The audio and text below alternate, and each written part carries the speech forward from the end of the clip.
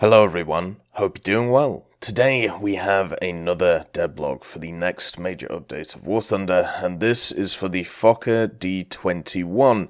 This is going to be a new fighter aircraft which is coming to Sweden as a premium rank 2 vehicle.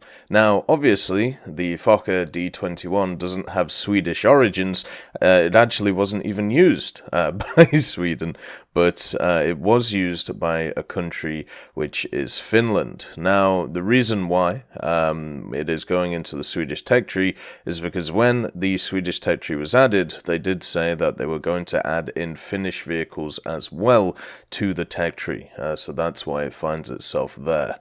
Now let's have a look at the history section. The development of the Fokker D.XXI began in late 1934, with engineers at the Fokker company seeking to design a modern fighter aircraft.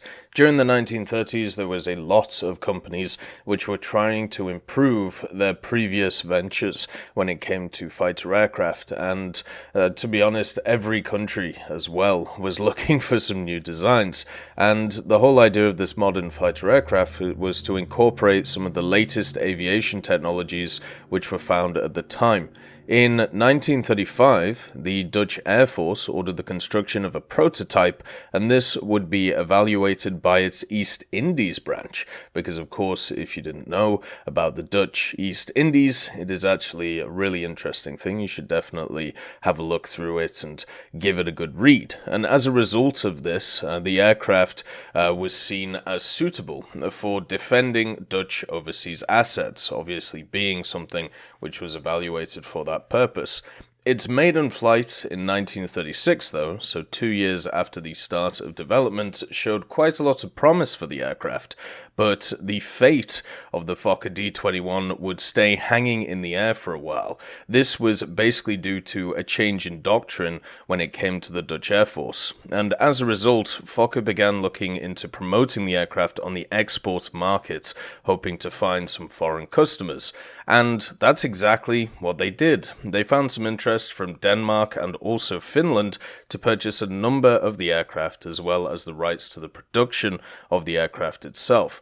At the same time, domestic interest was also revived, and this started the production of the aircraft in 1937. And despite being a Dutch design, the Fokker D.XXI was predominantly produced and employed by Finland. It was built and operated, the amount of vehicles that were built and operated of all the D.XXIs, about 2/3 of them were actually used by the Finnish, and these distinguished themselves during the Winter and also Continuation War, although with less success in the latter due to their dated design. The Dutch Fokkers also put up a stiff resistance to the invading German forces in May 1940, shooting down a number of enemy aircraft, including several superior Messerschmitt Bf-109s. And in the end, there was about 150 D.XXIs built, and they served until 1949 with Finnish forces. So in War Thunder itself, the Fokker D.XXI is actually going to be a premium fighter for the Swedish. It's going to be at rank 2, which will be quite nice, and since we already have confirmation that there is not going to be any pre-order packs for this update, this will be a GE Premium, which is in the game, which is pretty cool. Now, one of the interesting things about this variant of the D.XXI is the fact that it has wing-mounted 20mm Oerlikons.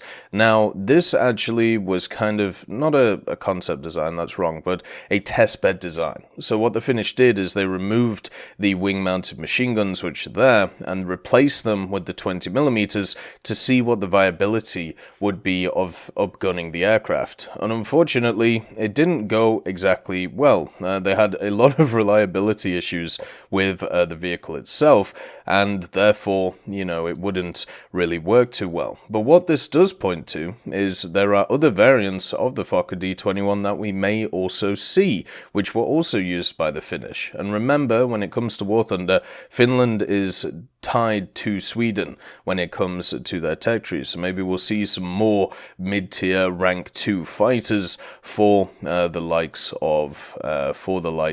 of Sweden, which I would be incredibly happy with. This also opens up a discussion, which we've had many times before. If you are going to add specific vehicles into specific tech trees, which ones do you stick them in and from what country? I like the fact that we do have a ton of countries which are represented in War Thunder, whether it be through event vehicles, whether it be through premiums, or whether it just be through standard tech tree vehicles. Examples of all three of these are stuff like the TAM, obviously in the German tech tree, the Class 3P, and also even machines like the D.XXI or even the H75, which we also have about the place. Another thing about the D.XXI is if you're looking for a crazy fast aircraft, obviously it's not going to be.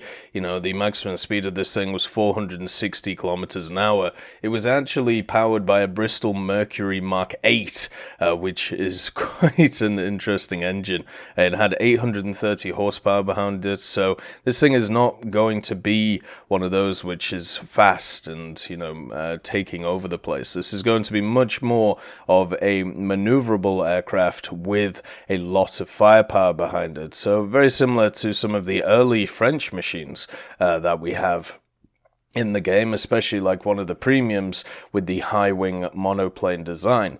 Now, also, last year we talked about the Benelux tech tree. We talked about how it would be really cool if we see more aircraft from places like Belgium, from places like the Netherlands, and also from places like Luxembourg. And it is awesome to see, these vehicles once again coming to the game. And I'm sure in the future they will have even more of a big place in the game. One of the things that I personally look forward to is to see how they incorporate other minor nations. With the announcement that there are South African vehicles coming, it's going to be interesting to see how they incorporate them.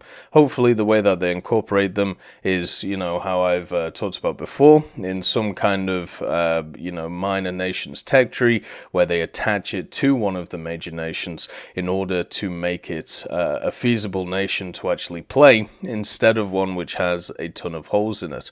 And I think, looking at the trajectory of the game, it's definitely a possibility that that stuff happens. But make sure, if you haven't seen those Benelux tech tree videos, make sure to go and see them, because it is a very interesting project, and there is a lot of really cool vehicles which could definitely be put in there. And soon I will have the South African vehicle videos out as well.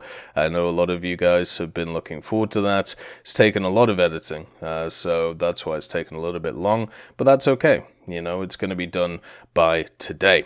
So overall, you have a machine with a decent climb rate, with 20mm cannons, which hopefully have a decent amount of ammo, and it is going to be one of those which is a sole fighter, so no bombs or anything like that, just going to be straight up 20mm, and that's it. It's going to be very maneuverable, but also at the same time, it's going to be one of those vehicles which may lose out in a fight just down to energy advantage. There are still a lot of monsters at rank 2, the CW21, the HE100, and we're going to have to see how this plane goes against them. Anyway, I hope you all have a wonderful day, and I'll see you next time.